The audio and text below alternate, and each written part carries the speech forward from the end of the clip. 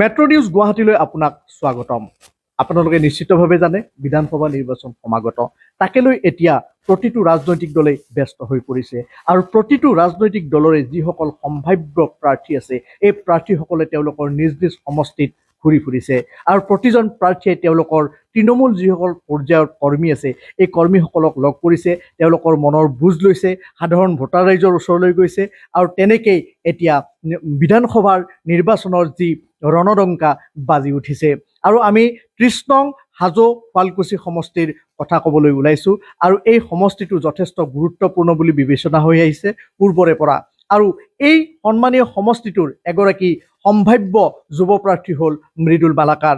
মৃদুল মালাকাৰৰ বিষয়ে যদি আমি ক'ব যাওঁ, তেখেতে পূৰ্বতে গুৱাহাটী বিশ্ববিদ্যালয়ৰ ছাত্ৰ ৰাজনীতিত তেখেতে অংশগ্ৰহণ কৰিছিল আৰু হাজো শুৱালকুছি সমষ্টিৰ এক কথাত ক'বলৈ গ'লে প্ৰতিজন মানুহেই তেখেতক জানে আৰু তেখেতে হাজো শুৱালকুছি সমষ্টিৰ অন্তৰ্গত তেওঁ এগৰাকী সুসন্তান আৰু তেখেতৰ বিষয়ে আমি আৰু নতুনকৈ ক'বলগীয়া নাই। আৰু আজি তেখেতৰ আমি বাসগৃহত আহি উপস্থিত হৈছোহি, তেখেতৰ বিষয়ে আমি জানিম তেখেতে হাজো শুৱালকুছি সমষ্টিটোত তেখেতে কিদৰে তেখেতে এই যি নিৰ্বাচনী যুঁজ এই নিৰ্বাচনী যুঁজত তেওঁ অৱতীৰ্ণ হ'ব যদিহে প্ৰাৰ্থিত্ব পায় আৰু প্ৰাৰ্থিত্ব পোৱাৰ পৰৱৰ্তী সময়ত এই সমষ্টিটোৰ পৰা যুঁজ দিয়াৰ ক্ষেত্ৰত তেখেতৰ কি কি প্ৰত্যাহ্বান আহিব, তেখেতে ভোটাৰ ৰাইজক কি কি প্ৰতিশ্ৰুতি দিব সমষ্টিটোক আগবঢ়াই নিয়াৰ ক্ষেত্ৰত, আৰু এই গোটেই কথাখিনি তেখেতৰ পৰা আমি সাৱলীলভাৱে জানিম। হাজো শুৱালকুছি সমষ্টিৰ বিষয়ে জানিম। তেখেতৰ আমি বাসগৃহত এতিয়া আমি উপস্থিত হৈছোহি। এয়া মৃদুল মালাকাৰ আৰু মৃদুল মালাকাৰক আমি মেট্ৰ' নিউজ গুৱাহাটীলৈ আমি স্বাগতম জনাইছোঁ। মৃদুল মালাকৰ ডাঙৰীয়া, আপোনাক মেট্ৰ' নিউজ গুৱাহাটীলৈ আপোনাক স্বাগতম জনাইছোঁ। আপোনাৰ অনুভৱ আজিৰ তাৰিখত কি? ধন্যবাদ। মই মেট্ৰ' নিউজক মই আন্তৰিক ধন্যবাদ জ্ঞাপন কৰিছোঁ আৰু মোৰ ফালৰ পৰা তেওঁলোকৰো আগন্তুক দিনত উজ্জ্বল ভৱিষ্যত কামনা কৰিলোঁ। ভাল লাগিছে যে আজি মই গম নোপোৱাকৈ মোক আচলতে আমাৰ মেট্ৰ' নিউজে মোৰ ঘৰত উপস্থিত হ'ল ৰাতিপুৱাই। ভাল লাগিলে।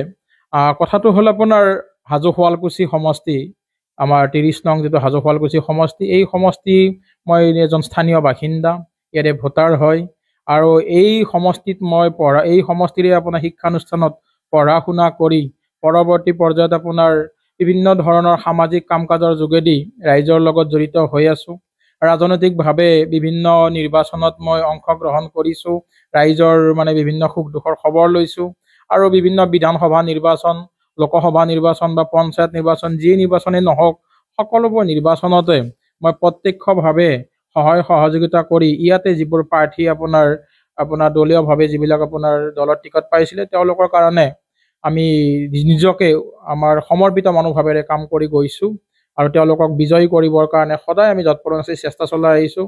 ইয়াৰে আপোনাৰ পুৰণা জালুকবাৰী সমষ্টিৰ শুৱালকুছি এটা বৃহৎ অঞ্চল, আমিনগাঁৱৰ পৰা শুৱালকুছি, আৰু হাজো শুৱালকুছি সমষ্টিৰ হাজো যিটো আপোনাৰ পুৰণা হাজো সমষ্টিৰ ইয়াতে প্ৰায় বন্নিৰ পৰা আপোনাৰ চোৰাবৰী আৰু ইফালে আপোনাৰ চেঁচামুখৰ পৰা মোটামুটি এটা বৃহৎ অঞ্চল। গতিকে যিহেতু সমষ্টি পুনৰ নিৰ্ধাৰণ হোৱাৰ পিছত এতিয়া কিছু অঞ্চল হাজোৰ কিছু অঞ্চল গৈ ৰঙিয়া বিধানসভা সমষ্টি আৰু কমলপুৰ বিধানসভা সমষ্টিৰ অন্তৰ্ভুক্ত হৈ গৈছে। ঠিক তেনেকুৱাকৈ আমাৰ পুৰণা জালুকবাৰীৰো কিছু অংশ আপোনাৰ কমলপুৰত সোমাই গ'ল। গতিকে তেনেকুৱাকৈ সমষ্টিৰ যিটো আপোনাৰ জনবিন্যাস, এই জনবিন্যাস আমাৰ খুব আপোনাৰ আচলতে এতিয়া অলপ চিন্তা কৰিবলগীয়া, কাৰণ বিভিন্ন সময়ত আপোনাৰ আমাৰ কি হৈছিলে, যিহেতু মই ডক্টৰ মাননীয় হিমন্ত বিশ্ব শৰ্মা ডাঙৰীয়াৰ লগত সৰুৰে পৰাই এটা ৰাজনীতিক তেওঁক মই গুৰু হিচাপে মানি লৈ আমি ৰাজনীতি আৰম্ভ কৰিছিলোঁ। গতিকে তেখেতৰ লগত পুৰণা জালুকবাৰী সমষ্টিত ওতঃপ্ৰোতভাৱে লাগি আছিলোঁ আৰু পৰৱৰ্তী পৰ্যায়ত আপোনাৰ যেতিয়া হাজো সমষ্টিত মই সামাজিকভাৱে ৰাজনৈতিকভাৱে কাম কাজ কৰোঁ, তেতিয়া ডক্টৰ হৰেণ দাসৰ পৰা আৰম্ভ কৰি আমাৰ সুমন হৰিপ্ৰিয়া বাইদেউলৈকে আমি গোটেইখিনি মানুহৰ লগত এটা সুসম্পৰ্ক ৰক্ষা কৰি আহিছোঁ আৰু দেখা পাইছোঁ যে সকলোৱে হাজো শুৱালকুছি যিটো সমষ্টি, সকলো যিসকল জনপ্ৰতিনিধি আছিল সকলোৱে সমষ্টিটোক আগুৱাই নিবৰ কাৰণে নিজৰ নিজৰ ফালৰ পৰা চেষ্টা চলাই আহিছে আৰু এই ক্ষেত্ৰত সমষ্টিটোক আৰু কৰিব লগা আছে। মই ভাবোঁ আগন্তুক দিনত আমাৰ মাননীয় মুখ্যমন্ত্ৰী ডক্টৰ হিমন্ত বিশ্ব শৰ্মা ডাঙৰীয়াৰ নেতৃত্বত আকৌ এবাৰ বিজেপি চৰকাৰ হ'ব, আমাৰ মিত্ৰজোঁটৰ চৰকাৰ হ'ব। এই চৰকাৰৰ দিনত আমি কৰিব লগা যিবোৰ কাম আছে ৰাইজৰ লগত আলোচনা কৰি আমি আগুৱাই নিম। অন্য এটা কথা সুধোঁ, হাজো শুৱালকুছি সমষ্টিটো এটা যথেষ্ট সন্মানীয় সমষ্টি বুলি বিবেচিত হৈছে। গতিকে ইয়াৰ আমি যদি কিছু চমুকৈ ৰাজনৈতিক ইতিহাস আমি যদি অলপ জানিব পাৰোঁ, আমাৰ যদি এতিয়া তৰুণ প্ৰজন্মই যিবিলাক আহি আছে আমাৰ প্ৰজন্মবিলাকে যদি জানিব পাৰে, গতিকে তেতিয়া নিশ্চিতভাৱে এটা সহায়ক হ'ব। আপুনি কি ক'ব এই ক্ষেত্ৰত?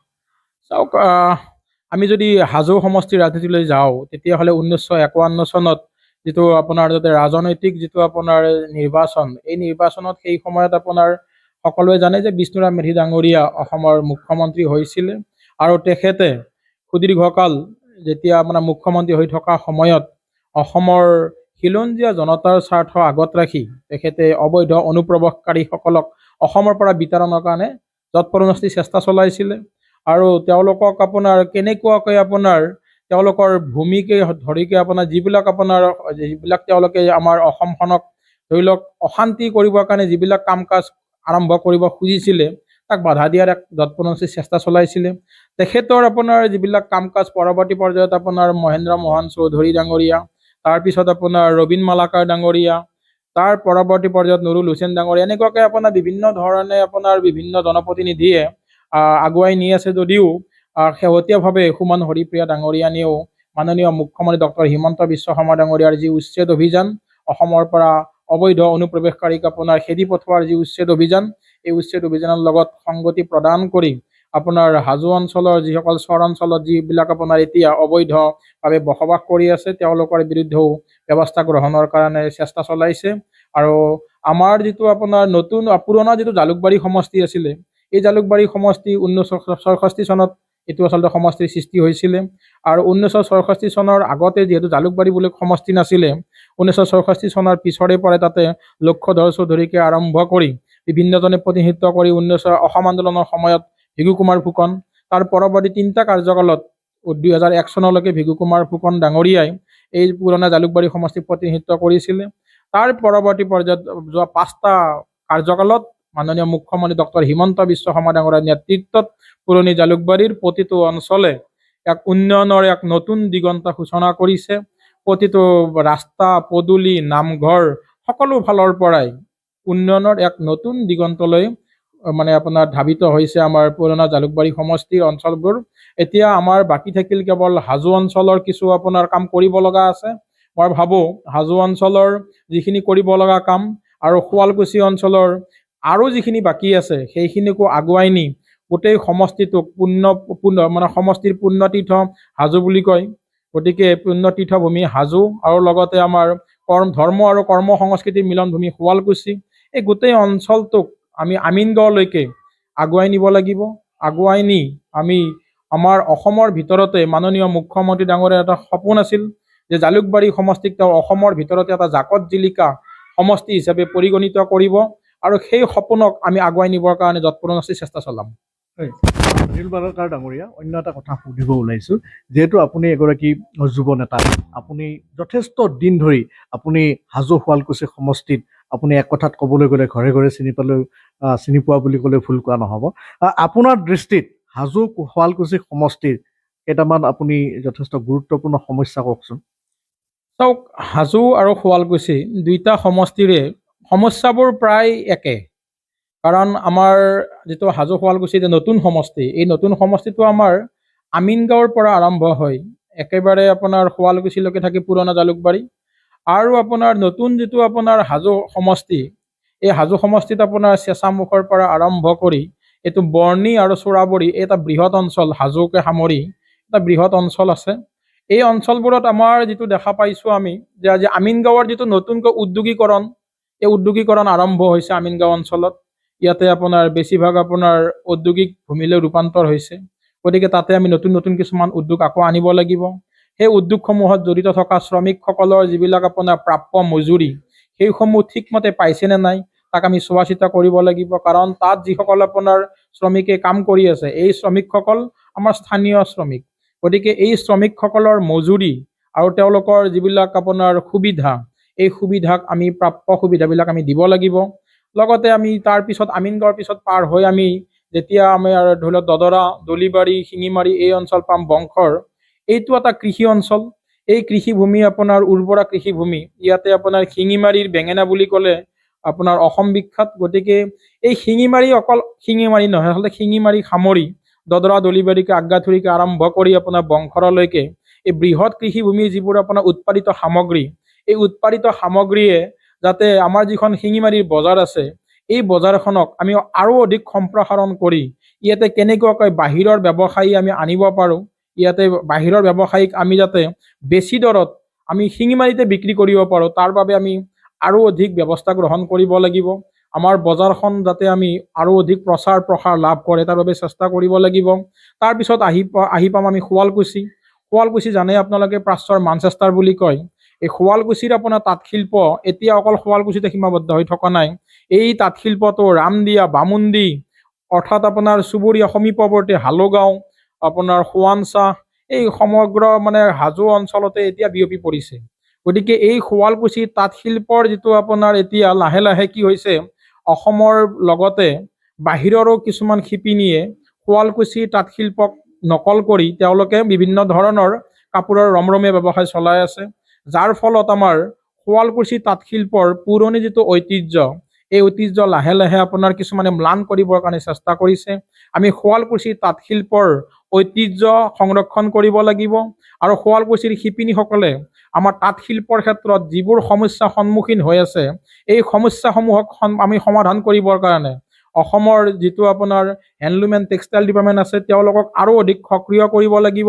ঠিক তেনেকুৱাকৈ কেন্দ্ৰীয় যিটো আপোনাৰ চেণ্ট্ৰেল আপোনাৰ হেণ্ডলুম এণ্ড টেক্সটাইল মিনিষ্ট্ৰী আছে, তেওঁলোকৰ লগতো আমি আলোচনা কৰি আমাৰ ইয়াতে আপোনাৰ শিপিনীসকলে যাতে আপোনাৰ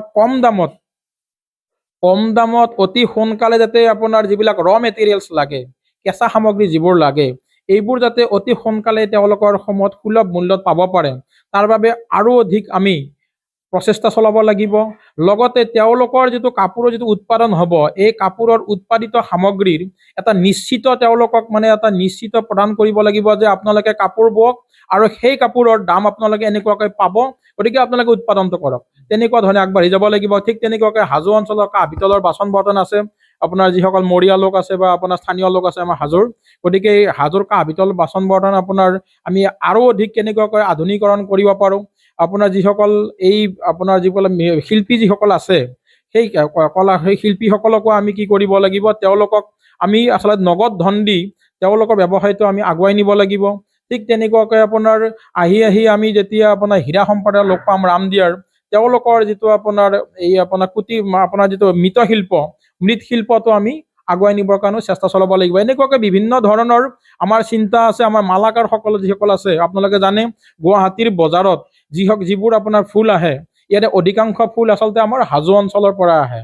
আৰু মই যিহেতু মালি সম্প্ৰদায়ৰ লোক, আমি মালাকাৰসকলে আমাৰ হাজোৰ সমীপৱৰ্তী যিমানবিলাক মন্দিৰ আছে, এই সকলোবোৰতে আপোনাৰ আমি মালা ফুল দিওঁ। আৰু গুৱাহাটীত যেতিয়া মালা ফুলসমূহ বিক্ৰী কৰিবলৈ আহে, গুৱাহাটীত আচলতে তেওঁলোকৰ নিজস্ব আচলতে বহিবৰ কাৰণেও ভালকৈ এতিয়ালৈকে স্থান নাই। গতিকে মই চৰকাৰক, মাননীয় মুখ্যমন্ত্ৰীক আগন্তুক দিনত আমি অনুৰোধ কৰিম যাতে যিসকল লোকে ইয়াতে মালা ফুলৰ ব্যৱসায় কৰে, তেওঁলোকক যাতে এটা নিৰ্দিষ্ট স্থান দিয়া হয় আৰু তেওঁলোকৰ সেই স্থানসমূহ যাতে সুৰক্ষিত হৈ থাকে, যাতে পৌৰ নিগমে যিকোনো মুহূৰ্তত তেওঁলোক তাৰ পৰা আপোনাৰ স্থানান্তৰ কৰিব নোৱাৰে। আৰু এখন সুৰক্ষিত বজাৰ হ'লে মই ভাবোঁ এতিয়া সমগ্ৰ হাজোতে অকল মালাকাৰসকলেই নহয়, এতিয়া সমগ্ৰ হাজোতে মালাকাৰসকলৰ সেই ফুলৰ আৰ্হি লৈ অন্যান্য আমাৰ সম্প্ৰদায়ৰ লোকেও এতিয়া মালা ফুলৰ খেতি কৰে। গতিকে হৰ্টিকালচাৰ ডিপাৰ্টমেণ্টটোক আমি হাজো অঞ্চলত আৰু অধিক সক্ৰিয় কৰিব লাগিব। সক্ৰিয় কৰি এই মালা ফুলৰ যাতে ব্যৱসায়টো আমি আৰু অধিক উৎপাদনমুখী কৰি লৈ আমাৰ যিসকল কৃষক আছে, এই কৃষকক আমি উপকৃত কৰিব পাৰোঁ, তাৰ বাবে আমি যৎপৰোনাস্তি চেষ্টা চলাব লাগিব। আপুনি যথেষ্টখিনি সমস্যাৰ কথা ক'লে আৰু সমস্যাবিলাক আপুনি পৰৱৰ্তী সময়ত চেষ্টা কৰিম বুলিও কিছু কথা ক'লে। অন্য কথা এটা আমি মৃদুল মালাকাৰ ডাঙৰীয়া আপোনাৰ পৰা জানিব বিচাৰিম। এগৰাকী ৰাজনৈতিক নেতাৰ জীৱনত তৃণমূল পৰ্যায়ৰ যিসকল কৰ্মী থাকে, সেই কৰ্মীসকলৰ ভূমিকা বা অৱদান লেখত ল'বলগীয়া। তেওঁলোকক বাদ দি ৰাজনীতি কেতিয়াও সম্পূৰ্ণ হ'ব নোৱাৰে। যদি মালাকাৰ ডাঙৰীয়াই যদি প্ৰাৰ্থিত্ব পায় আৰু পৰৱৰ্তী সময়ত যদি আপুনি উত্তীৰ্ণ হৈ সেই পৰীক্ষাত আহিব পাৰে, তাৰ পৰৱৰ্তী সময়ত সমাজৰ যিজন শেষৰজন ব্যক্তি, সেই শেষৰজন ব্যক্তিয়ে আপোনাক কেনেদৰে লগ পাব আৰু শেষৰজন ব্যক্তিয়ে আপোনাক লগ পোৱাত কিবা অসুবিধা হ'ব নেকি? এই ক্ষেত্ৰত মেট্ৰ' নিউজ গুৱাহাটীৰ পৰ্দাৰ জৰিয়তে আপুনি হাজো শুৱালকুছি সমষ্টিৰ যিসকল তৃণমূল পৰ্যায়ৰ কৰ্মী, আপুনি কি বাৰ্তা প্ৰেৰণ কৰিব? চাওক, মই হাজো শুৱালকুছি সমষ্টিত নেতা হিচাপে নহয়, আচলতে মই তেওঁলোকৰ ল'ৰা বা আপোনাৰ কাৰোবাৰ বন্ধু, কাৰোবাৰ দাদা, তেনেকুৱা ধৰণে মই সমষ্টিত ঘূৰি ফুৰোঁ। মোৰ তেনেকুৱাকৈ নেতা হোৱাৰ, আচলতে ৰাইজৰ নেতা হোৱাৰ মোৰ মন নাই। তেওঁলোকৰ নিজৰ ল'ৰা বন্ধু কাৰোবাৰ তেনেকুৱাকৈ তেওঁলোকৰ দুখৰ সমভাগী হৈ সমস্যাবিলাক সমাধান কৰিবৰ কাৰণে মই চেষ্টা চলাম। আৰু মোক এনেও সম্প্ৰতিও মই যদিও কোনো বিধায়ক নহয়, যিকোনো মুহূৰ্ততে মানুহে ফোন কৰিলে মোক পাব পাৰে। কাৰোবাৰ যদি কেতিয়াবা কিবা অসুবিধা হৈছে মোক যদি জনাইছে, মই সেই মুহূৰ্ততে তাতে সেই স্থানত উপনীত হওঁ। আৰু লগতে কথাটো হ'ল মোৰ যিহেতু গাঁৱত ঘৰ আছে, গুৱাহাটীতো আছে, কৰ্ম সংস্থাপনৰ কাৰণে বা কেতিয়াবা নিজৰ কাম কাজৰ সুবিধাৰ কাৰণে দুইটা ঠাইতে মই মিলাই চলিব লগা হয়।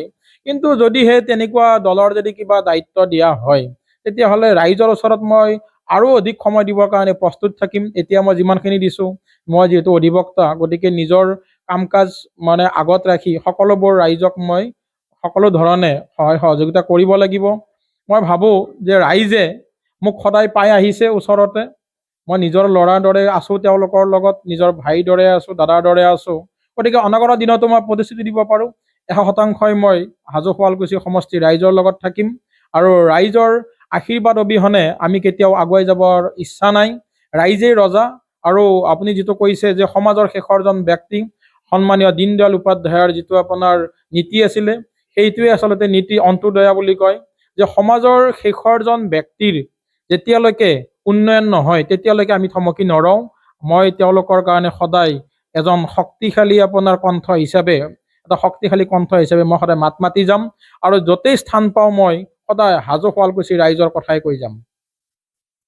এয়া মৃদুল মালাকাৰ ডাঙৰীয়া, তেখেতে যথেষ্টখিনি আমাক কথাখিনি জনালে, কিদৰে তেখেতে হাজো শুৱালকুছি সমষ্টিৰ তেখেতে উন্নয়ন তেখেতে কৰিব, তেখেতৰ পৰিকল্পনা কি, হাজো শুৱালকুছি এই সন্মানীয় সমষ্টিটোৰ মূল সমস্যাবিলাক কি, এই গোটেইখিনি কথা তেখেতে আমাৰ ওচৰত তেখেতে জনালে।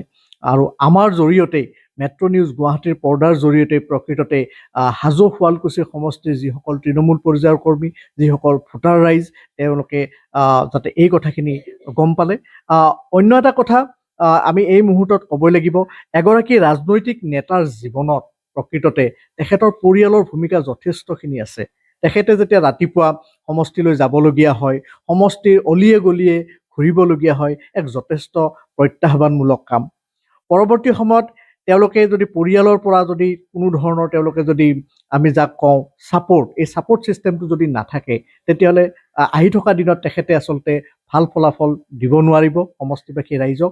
গতিকে মৃদুল মালাকাৰ ডাঙৰীয়াই এই যিখন যুদ্ধ, এই যিখন নিৰ্বাচনৰ যুদ্ধৰ বাবে তেখেতে আগবাঢ়িছে, যদিও এতিয়ালৈ আনুষ্ঠানিকভাৱে কোনো দলৰ তৰফৰ পৰা ঘোষণা হোৱা নাই, তথাপিতো সম্ভাৱ্য প্ৰাৰ্থী বুলি আমি কৈছোৱেই যে তেওঁলোকে ইতিমধ্যে তৃণমূল পৰ্যায়ৰ কৰ্মীসকলৰ লগত তেওঁলোকে জড়িত হৈ পৰিছে।